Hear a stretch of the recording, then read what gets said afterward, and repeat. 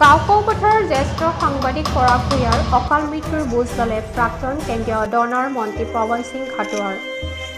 যোৱা বুধবাৰৰ অভিশপ্ত সন্ধ্যাত তিনিচুকীয়া জিলাৰ কাকপথাৰৰ প্ৰতিদিন টাইম আৰু অসমীয়া খবৰৰ জ্যেষ্ঠ সাংবাদিক পৰাগ ভূঞাৰ এক পথ দুৰ্ঘটনাত গুৰুতৰভাৱে আহত হোৱা ডিব্ৰুগড় আদিত্য নাৰ্ছিং হোমত ভৰ্তি কৰোৱা হৈছিল যদিও পৰৱৰ্তী সময়ত তেখেতে ইহ সংসাৰৰ পৰা বিদায় লোৱাৰ পাছৰে পৰাই বিভিন্ন প্ৰচাৰ মাধ্যমৰ সাংবাদিক দল সংগঠনৰ লগতে ৰাজনৈতিক দলৰ নেতাই অকাল মৃত্যুক আঁকোৱালি লোৱা সাংবাদিকগৰাকীৰ ঘৰত উপস্থিত হৈ পৰিয়ালক সমবেদনা জ্ঞাপন কৰাৰ লগতে উক্ত ঘটনাক এক পৰিকল্পিত ঘটনা বুলি আখ্যা দিয়ে। প্ৰথমেতো আমি ক'বই লাগিব যে পৰাগ ভূঞাৰ নিচিনা এজন সাংবাদিক তথা সমাজকৰ্মী যি দুৰ্ঘটনা হৈ মৃত্যুবৰণ কৰিলে তাক সৰ্বসাধাৰণ ৰাইজে হত্যা বুলিয়ে পৰিগণিত কৰিছে আৰু সেইকাৰণে আমি অসম প্ৰদেশ কংগ্ৰেছৰ ফালৰ পৰা আমি আহি আমাৰ আন্তৰিক সমবেদনা জনাইছোঁ আৰু লগতে আমি এই কথাটো বেছি গুৰুত্ব এই কাৰণেই দিছোঁ যে এখন স্বাধীন ৰাষ্ট্ৰৰ চতুৰ্থ স্তম্ভ হৈছে আমাৰ বাতৰি কাকত আৰু তাত যদি সাংবাদিক হত্যা এই ধৰণে হয় আৰু তাৰ যদি উচিত তদন্ত নহয়, মই উচিত তদন্ত এই কাৰণেই কৈছোঁ যে অসমত এতিয়ালৈকে যিমান সাংবাদিক হত্যা কৰা হ'ল তাৰ বেছিভাগ ইনকুৱাৰী ঘোষণা কৰা ইনকুৱাৰী হ'ল কিন্তু হত্যাকাৰী প্ৰায় কেছতে ধৰা পৰা নাই আৰু সেইকাৰণে আমাৰ উজনি অসমৰ এই অঞ্চলটো হৈছে চিণ্ডিকেটৰ কাৰণে কুখ্যাত। এই অঞ্চলৰ পৰা গৰুৰ ইলিগেল কাৰবাৰ হয়, কাঠৰ কাৰবাৰ হয়, কয়লাৰ হয় আৰু এই চিণ্ডিকেটত কোটি কোটি টকাৰ ইনভলভ হৈ আছে আৰু এটা ডাঙৰ অপৰাধী চক্ৰ ইয়াত ইনভলভ হৈ আছে আৰু বহু ক্ষেত্ৰত পৰাগ ভূঞাৰ নিচিনা সাহসী সাংবাদিকে এই কথাবোৰ বাতৰি কাকতৰ যোগেদি ৰাইজৰ দৃষ্টি আকৰ্ষণ কৰিছিলে। সেইকাৰণে এইটো সন্দেহ কৰা স্বাভাৱিক কথা যে তেনেকুৱা এজন সাংবাদিকক যিসকল মানুহে এই অপৰাধ কাৰ্যত জড়িত আছে তেওঁলোকৰো এটা হাত থাকিব পাৰে বুলি বিশ্বাস আমি কৰিছোঁ আৰু আমি এইকাৰণে দাবী কৰিছোঁ যে এই ঘটনাৰ যি ধৰণে ক্ষিপ্ৰভাৱে তদন্ত হ'ব লাগিছিলে সেই ধৰণে হোৱা নাই আৰু সেইকাৰণে আমি CIDৰ অনুসন্ধানত যে কিবা ভাল ফল ওলাব সেইটো আমি বিশ্বাস নকৰোঁ, কাৰণ ইয়াত বহুত ডাঙৰ এটা চক্ৰ ইনভলভ হৈ আছে আৰু সেইকাৰণে আমি কৈছোঁ যে CBIৰ নিচিনা তদন্ত হ'লেহে এই গোটেই যিটো অপৰাধী চক্ৰ আছে তেওঁলোকৰ এই গোটেই কাৰুকাৰ্যবোৰ ধৰা পৰিব আৰু ভৱিষ্যতৰ ক্ষেত্ৰত আমাৰ এই অঞ্চলৰ ৰাইজে সাংবাদিক বা সৰ্বসাধাৰণ ৰাইজে নিৰাপত্তা অনুভৱ কৰিব আৰু সেইকাৰণে আমি দাবী কৰিছোঁ যে এটা হ'ব লাগে আৰু অতি সোনকালে যাতে এইটো এটা এক্সিডেণ্টেল কথাতে সামৰি নলৈ যাতে ইয়াৰ যিবোৰ অন্যান্য কথা আছে সেইবোৰৰ এটা ভাল ইনকুৱাৰী হ'ব লাগে বুলি আমি দাবী জনাইছোঁ আৰু আমি এই শোক সন্তপ্ত পৰিয়ালক আমাৰ সমবেদনা জনাৰ লগতে আমি তেওঁলোকৰ সমভাগী হ'বলৈ আমি আহিছোঁ আৰু আমি আশা কৰোঁ যে ভৱিষ্যতে আমাৰ অসমত যাতে কোনো সাংবাদিকৰে এনেকুৱা দশা নহওক, সেইটোৱে কথা। নহয় চাওক, মানে কথাটো এনেকুৱা, আমিও টিভিত অলপ দেখিছোঁ যে আচলতে যিজন সাক্ষুক সাক্ষী যিজন পৰাগ ভূঞাৰ লগত আছিলে, মই ভাবোঁ ইনকুৱাৰীত পুলিচে তেওঁৰ বক্তব্যক বেছি গুৰুত্ব দিব লাগে আৰু তাৰ হত্যাকাৰী ড্ৰাইভাৰ হেণ্ডিমেনতকৈ যিজন সাক্ষুক আছিলে যিজনে বক্তব্য দিছে সেইটো হৈ একেবাৰে মুকলি মনেৰে ইনকুৱাৰী কৰিলেহে গোটেই কথাটো ধৰা পৰিব। এটা আগতেই যদি এটা ধাৰণা কৰি লৈ যে এইটো এনেকুৱাই হৈছে তেতিয়াহ'লে মোৰ বোধেৰে আমি যি ধৰণে ইনকুৱাৰী হ'ব লাগে বুলি ভাবোঁ সেই ধৰণে নহ'ব। নহয় চাওক, মইতো কৈছোঁৱেই যে অসমত যিমান সাংবাদিক হত্যা কৰা হৈছে তাৰ শতকৰা 90% কেছতে অপৰাধী ধৰা পৰা নাই, ধৰা পৰাত বিফল হৈছে চৰকাৰী যন্ত্ৰই। আৰু আমি ভাবোঁ যে এই ক্ষেত্ৰত এইটো হ'ব নালাগে। আৰু আমি ভাবোঁ যে পৰাগ দাসৰ হত্যাই শেষ হত্যা হ'ব লাগে। ইয়াৰ পিছত ভূঞাৰ এইটো শেষ হত্যা হ'ব লাগে আৰু ইয়াৰ পিছত যাতে এনেকুৱা দুৰ্ভাগ্যজনক ঘটনা অসমত নহয়। দুদিনটো মই তেনেকুৱা মানসিক অৱস্থাত নাছিলোঁ আচলতে এই সম্পৰ্কত বক্তব্য ৰখাৰ। তো সংবাদ মাধ্যমত এই সম্পৰ্কত কি প্ৰকাশ পাইছে মই নাজানো, কিন্তু মই যিখিনি শুনিছোঁ মোৰ এটাই অনুৰোধ যে চৰকাৰে মোৰ ভাতৃ পৰাগ ভূঞাৰ মৃত্যুৰ ৰহস্যৰ আৱৰ্তত যিমানবোৰ দিশ সংযোজিত হৈছে এই সকলোবোৰ দিশকেই তদন্তৰ আওতালৈ আনিব লাগে। মই এটা কথা জানো যে এইটো সাধাৰণ দুৰ্ঘটনা নহয়, অতি পৰিকল্পিতভাৱে মোৰ ভাইটিক হত্যা কৰা হৈছে। আৰু মোৰ ভাতৃ হিচাপে মই এটা কথা জানো যে সাংবাদিকতা কৰিছিল অতি সততাৰে, অতি নিৰ্ভীকভাৱে তেওঁ নিজৰ দায়িত্ব পালন কৰিছিল। আমাৰ এই অঞ্চলত বহুত ইলিগেল ট্ৰেডিং, অবৈধ ব্যৱসায় চলি আছে। কাঠৰ, কয়লাৰ, গৰুৰ অবৈধ চিণ্ডিকেট ব্যৱস্থা বা অবৈধ চোৰাং ব্যৱসায় বুলি যাক কোৱা যায়, তেনেধৰণৰ ব্যৱসায় আমাৰ এই অঞ্চলত বহুদিনৰ পৰা চলি আছে। আৰু দীৰ্ঘকালৰ পৰা মোৰ ভাইটিয়ে এইবিলাকৰ বিৰুদ্ধে সদায় বাতৰি পৰিৱেশন কৰে। মাজে মাজে তেনেধৰণৰ ব্যৱসায়ত জড়িত থকা বহুতে মোক ফোনেৰে মোক অনুৰোধ কৰে যে আপোনাৰ ভাইটিয়ে এই নিউজবোৰ কৰি থাকে, আপুনি অকণ বুজাবচোন। ভাইটিয়েক কেতিয়াবা কওঁ যে তই নিউজ কৰি থাক, চবেই দেখোন মোক প্ৰেছাৰ দি থাকে। তাৰ বক্তব্যটো হ'ল যে মই সাংবাদিকতাৰ যিটো ধৰ্ম সেই ধৰ্মহে পালন কৰিছোঁ। মই যদি ইলিগেল দেখিছোঁ মই ইলিগেলটোৰ বিষয়ে মই ৰাইজক অৱগত কৰাটোৱে মোৰ ধৰ্ম, সেইটোৱে মোৰ দায়িত্ব। মই মোৰ দায়িত্বই পালন কৰিছোঁ। গতিকে মই জানো যে এনেধৰণৰ চোৰাং ব্যৱসায়ীৰ চক্ৰ এটাই তাক অতি পৰিকল্পিতভাৱে হত্যা কৰিছে। এইটো দীৰ্ঘদিনীয়া পৰিকল্পনা, বহুদিনৰ পৰাই তাক মাৰিবৰ বাবে পৰিকল্পনা কৰি আছিল। আৰু সেইদিনাখন মাৰিলে। মই ঘটনাৰ সময়ৰ লগত সংগতি ৰাখি বা গোটেই পাৰিপাৰ্শ্বিক অৱস্থা যিটো সেই সময়ৰ পথৰ অৱস্থা, ঘটনাৰ পটভূমি, এই সকলোবোৰ কথা মই নিজে পৰীক্ষা নিৰীক্ষা কৰাৰ পাছত মই নিশ্চিত যিটো হত্যাকাণ্ড আৰু ইয়াৰ আঁৰত বহু ডাঙৰ ব্যৱসায়িক শক্তি জড়িত আছে। গতিকে মই আশা কৰিম যে মোৰ ভাতৃৰ ৰহস্যজনক মৃত্যুৰ সন্দেহৰ বৃত্তত যিমানবোৰ বিষয় অন্তৰ্ভুক্ত হৈ আছে বা যিমানবোৰ দিশ সন্দেহৰ আৱৰ্তলৈ আহিছে, এই সকলোবোৰ সন্দেহৰ দিশৰ ওপৰতে দৃষ্টি নিক্ষেপ কৰি তদন্তটো আগুৱাই নিব বুলি আশা কৰিছোঁ। মুখ্যমন্ত্ৰী যিহেতু চাওক, CID অসম আৰক্ষীৰ এটা বিভাগ। আৰক্ষীয়ে যদি অতি নিৰপেক্ষভাৱে যিকোনো বিষয় তদন্ত কৰোঁ বুলি ভাবে আৰু বিষয়বোৰত যদি কোনো ৰাজনৈতিক হস্তক্ষেপ নাথাকে, তেতিয়াহ'লে অসম আৰক্ষীয়েও তদন্ত কৰি দোষীক উলিয়াব পাৰে। যদি নিৰপেক্ষ নহয় আৰু ৰাজনৈতিক হস্তক্ষেপ থাকে, CID নহয় CBIয়েও তদন্ত কৰি দোষীক উলিয়াব নোৱাৰে।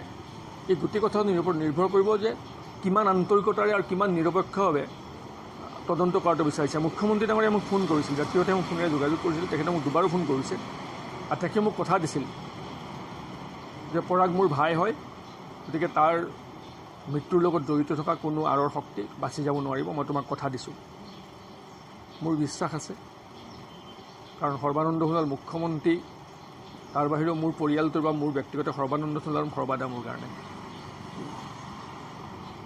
সৰ্বাদাৰ লগত আমাৰ পৰিয়ালটোৰ এটা দীঘলীয়া ইতিহাস আছে, বহু বছৰ, বহু দীঘলীয়া ইতিহাস। সৰ্বদাই যদি অতীতলৈ এবাৰ উভতি চায়, মই ভাবোঁ যে সৰ্বদাক মোৰ ভাইটিয়েও বহুত ভাল পাইছিল। খুব নিবিড় আৰু খুব ঘনিষ্ঠ সম্পৰ্ক আছিল, আমাৰ পাৰিবাৰিক সম্পৰ্ক আছিল। সৰ্বদাই মুখ্যমন্ত্ৰী হোৱাৰ উপৰি যদি সেই দৃষ্টিভংগীৰে অকণমান মনত পেলায় সম্পৰ্কবিলাক, তেতিয়া মই ভাবোঁ চাগে সৰ্বদাই নিৰপেক্ষভাৱে তদন্ত কৰিব। কৰিলে ভাল পাম। মই ভাবোঁ যে অন্ততঃ অসমৰ যিবোৰ সাংবাদিকে আপোচ নকৰাকৈ নিৰ্ভীকভাৱে সমাজখনৰ অন্যায় অবিচাৰবিলাক জনসাধাৰণৰ মুখত দাঙি ধৰি আছে, তাৰ বাবে বহু সাংবাদিকে জীৱন হেৰুৱাইছে। তেনে ঘটনাক অন্ততঃ পুনৰাবৃত্তি হোৱাত বাধা হ'ব আৰু সৎ আৰু নিৰ্ভীক সাংবাদিকসকলে সততাৰ নিষ্ঠাৰে নিজৰ দায়িত্ব বা সমাজৰ প্ৰতি যিটো তেওঁলোকৰ কৰ্তব্য সেইটো পালন কৰিবলৈ সুবিধা পাব। গতিকে এটা সামাজিক সুস্থ বাতাবৰণ জীয়াই ৰখাৰ স্বাৰ্থত সংবাদ মাধ্যমৰ সংবাদকৰ্মীসকলকো আমি কিমানখিনি স্বতন্ত্ৰতা বা স্বাধীনতা দিয়া উচিত যে তেখেতসকলো নিৰপেক্ষভাৱে সমাজৰ অন্যায় দুৰ্নীতি অবিচাৰবোৰ ৰাইজৰ আগত দাঙি ধৰা ধৰক সেই সুবিধা পাওক। আজি 15 বজাত পৰাগদাই মোৰ লগত থকা দুজন ডাক্তৰ মাছুম খাকলৈ ফোন কৰিলে যে তুমি ক'ত আছা, যে তেওঁৰ ঘৰত কাম কৰা ছোৱালীজনীৰ জ্বৰ উঠি আছিলে, এটা মেডিচিন ল'ব লাগে। তেওঁ পৰাগদাৰ ঘৰৰ পৰা প্ৰায় 150 মিটাৰ দূৰতে এখন ফাৰ্মাচী আছে, তাতে ডাক্তৰ খাকলাই থাকে। আৰু আমি বজাৰৰ পৰা আহি বাহিৰে পৰাগদাৰ ঘৰত সোমালোঁ। মাছুম খাকলাই আৰু ডাক্তৰ দীপজ্যোতি ডেকা আমি 4জন একেলগে ওলাই গ'লোঁ। ওলাই গৈ ফাৰ্মাচীত খুলি আমি তাৰপৰা দৰৱ দিলোঁ। দৰৱ দিয়াৰ পাছত পৰাগদাই জেপত চাইছিল, তেওঁৰ হাতত পইচা নাছিল। মোক ক'লে কি যে দেৱ মোৰ হাতত পইচা নাই, পইচাটো দিবলৈ কাৰণে ব'লা তুমি লৈ আহিবা মোৰ ঘৰৰ পৰা। আৰু ডাক্তৰে কৈছিল নালাগে কালি দিব, কৈছে নহয় লগৰ কাম লগতে কৰোঁ বুলি ক'লে। আমি অলপ দূৰ অহাৰ পাছতে তেওঁৰ যিখন দ্বিতীয়খন গেটখনৰ অপজিটত প্ৰায় 10 মিটাৰমানৰ আগতেই পাওঁতেই এখন গাড়ী, মানে সেইটো সময়ত বেলেগ অন্য গাড়ী নাছিল, এখন তীব্ৰবেগী গাড়ী আহিছে। আৰু গাড়ীখন আমি শব্দ শুনা নাছিলোঁ। এটা প্ৰচণ্ড খুন্দা মৰাৰ পাছত কি বিকট শব্দ কৰাৰ পাছত ঘূৰি চাওঁতে দেখিছোঁ পৰাগদা প্ৰায় 15 ফুটমান আঁতৰত উফৰি পৰিছেগৈ। আৰু ময়ো হাতত দুখ পাইছোঁ, মোৰ জেকেট ফাটি গৈছে। তাৰপৰা লগে লগে মই চিঞৰ বাখৰ কৰিছোঁ যে পৰাগদা মাৰি গাড়ীয়ে খুন্দিয়ালে। মই ক'লোঁ লগে লগে মানুহবোৰ গোট খালে। ডাক্তৰ খাকলাই আৰু ডাক্তৰ ডেকা দৌৰি আহি গোটেই গাড়ীত উঠাই মেলি আমি DC নাৰ্ছিং হোমলৈ নিলোঁ। DC নাৰ্ছিং হোমৰ পৰা গৈ আমাক কামত থানাই সহায় কৰিছে। থানাৰ গাড়ীতে আমি লৈ গৈছোঁ। লগে লগে গৈ আমি DC নাৰ্ছিং হোমত তেওঁ বৰাই আমাক ক'লে যে ইয়াত ৰাখিব নোৱাৰি, তেওঁক লগে লগে ডিব্ৰুগড় FR কৰিব লাগে। তেওঁ ডিব্ৰুগড়লৈ পঠাই দিলে। ডিব্ৰুগড় আমি আদিত্য নাৰ্ছিং হোমত ৰাতি প্ৰায় 9:30মান বজাত আমি ভৰ্তি কৰাইছোঁ। আৰু আজি পুৱা 9 বজাত তেওঁ মাৰি চিৰদিনৰ কাৰণে গুচি গ'ল। ৰাইজৰ আৰু প্ৰশাসন সকলোৱে এটা সন্দেহ আছে, কাৰণ সেইটো যিটো সময়ত ঘটনাটো ঘটিছিল সেইটো সময়ত কোনো ধৰণৰ গাড়ী মটৰ নাছিল, একদম শান্ত এটা পৰিৱেশ আছিল। ক'ৰ পৰানো ইমান তীব্ৰবেগী এখন গাড়ী আহিল, আৰু সেই গাড়ীখনে ঘটনাটো সংঘটিত কৰি থানাৰ বেৰিকেডকেইখনতো কোনো ধৰণৰ মানে সেই জামত টাচ নকৰাকৈ ওলাই যাব পৰা হ'ল। সেই বস্তুটোক লৈ সকলোৱেই এটা মানে সন্দেহ আৱদ্ধ আছে। আমিও সেইটো ৰাইজৰ লগতে সন্দেহ প্ৰকাশ কৰিবৰ কাৰণে আমি হৈছোঁ। প্ৰশাসনে ইতিমধ্যে যোগাযোগ কৰি গাড়ীখন কৰায়ত্ব কৰিছে বুলি গম পাইছোঁ অৰুণাচলত।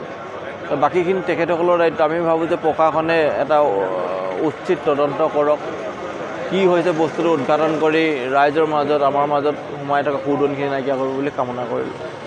পৰাগ ভূঞা ডাঙৰীয়াৰ যি দুৰ্ঘটনাৰ পিছত মৃত্যু হ'ল, তাৰ বাবে আমি তেখেতৰ আত্মাৰ শান্তিৰ বাবে সদ্গতি কামনা কৰিছোঁ আৰু পৰিয়ালবৰ্গলৈ সমবেদনা জনাইছোঁ। আৰু যি প্ৰেক্ষাপটত এই ঘটনাটো হৈছে, এই সমগ্ৰ ঘটনাটো চাই পেলাই আমিও ইয়াত এটা ডাঙৰ ৰহস্য লুকাই আছে বুলি আমি সন্দেহ কৰিছোঁ। আৰু আমি দাবী জনাইছোঁ যে ইয়াৰ এক উচ্চ পৰ্যায়ৰ অৰ্থাৎ CBI পৰ্যায়ৰ তদন্ত হ'ব লাগে বুলি আমি দাবী জনাইছোঁ। আৰু গোটেই ভাৰতবৰ্ষ, অসমকে আদি কৰি গোটেই ভাৰতবৰ্ষত যি সাংবাদিকসকলৰ ওপৰত যি সংবিধানৰ যি চতুৰ্থ স্তম্ভ, সাংবাদিকসকলৰ ওপৰত যেনেধৰণৰ হত্যাকাণ্ড হৈছে, এই হত্যাকাণ্ডবিলাক বন্ধ হ'ব লাগে বুলি আমি দাবী জনাইছোঁ। আৰু লগতে এই পৰাগ ভূঞা ডাঙৰীয়াৰ যি মানে এক্সিডেণ্ট হ'ল আৰু তাৰপিছত যি পৰিস্থিতিৰ উদ্ভৱ হৈছে আৰু যি প্ৰেক্ষাপটত এই ঘটনাটো হৈছে, আমি তেখেতৰ মৃত্যুৰ এক ন্যায়িক তদন্ত আমি দাবী কৰিছোঁ। লাগিছে মোক ককাটো কেলে মাৰি পেলালে, মোক কেলে মাৰিলে ইমান ধৰি ইমান কেলে হত্যা কৰিব লাগে, মোক মনত দুখ লাগিছে। আজি অসম প্ৰদেশ কংগ্ৰেছ কমিটিৰ হৈ অসম চাহ মজদুৰ সংঘৰ কেন্দ্ৰীয় সভাপতি তথা প্ৰাক্তন কেন্দ্ৰীয় ডোনাৰ মন্ত্ৰী পৱন সিং ঘাটোৱাৰ, APCCৰ কেইবাগৰাকী নেতাসহ অসম চাহ মজদুৰ সংঘৰ কেন্দ্ৰীয় সম্পাদক ৰূপেশ গোৱালাই কাকপথাৰত উপস্থিত হয় আৰু উক্ত ঘটনাৰ আঁৰত বিভিন্ন ধৰণৰ মাফিয়া দুষ্ট চক্ৰ জড়িত থকাটো যেন নিশ্চিত হৈ পৰিছে বুলি খাটুৱাৰ আৰু গোৱালাই সাংবাদিকৰ আগত উল্লেখ কৰে। লগতে উচ্চ পৰ্যায়ৰ তদন্তৰ দাবী জনোৱা দেখা যায়। ব্যুৰো ৰিপৰ্ট, অপৰূপা টিভি।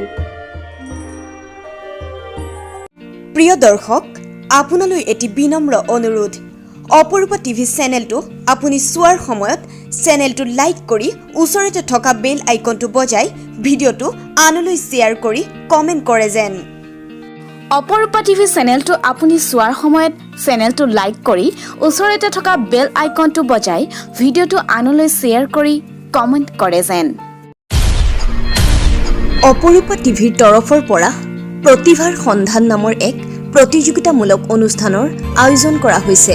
প্ৰথম পুৰস্কাৰ 15,000 টকা, দ্বিতীয় পুৰস্কাৰ 10,000 টকা, তৃতীয় পুৰস্কাৰ 5,000 টকা আৰু নিচুকনি পুৰস্কাৰ 1,000 টকা ধাৰ্য কৰা হৈছে। এই অনুষ্ঠানত অসমৰ প্ৰতিটো অঞ্চলৰ সৰুৰ পৰা ডাঙৰলৈকে সকলো ল'ৰা-ছোৱালী আৰু যুৱক-যুৱতীয়ে অংশগ্ৰহণ কৰিব পাৰিব। এই প্ৰতিযোগিতাত সকলো ধৰণৰ গীত, নৃত্য, অভিনয়, কৌতুক আদি উপলব্ধ হ'ব।